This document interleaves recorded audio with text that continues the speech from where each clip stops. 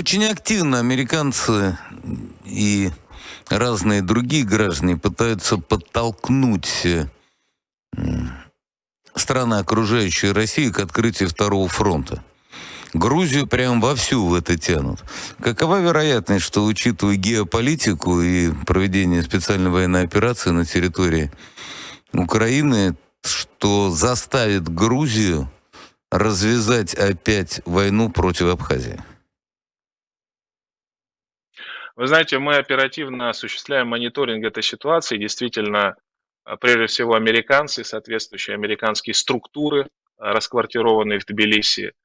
Это и, естественно, американское посольство, это и организация USAID, которая занимается разрушительной деятельностью на постсоветском пространстве.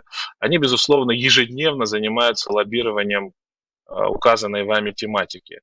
Благоразумия хватает грузинскому руководству этого не делать, однако мы понимаем, что это зависит от внутриполитической ситуации в Грузии, потому что в Грузии может что-то измениться, и если, не приведи Господь, к власти придут радикалы, конечно, возможны разные варианты развития событий. Мы надеемся на спокойное, взаимоуважительное развитие, на нормальный диалог в будущем, на признание нашего суверенитета, и исходим из того, что так оно и будет, и как раз то, с чего мы начинали, женевские дискуссии, как раз призваны для того, чтобы ситуацию стабилизировать и обеспечить безопасность в нашем регионе.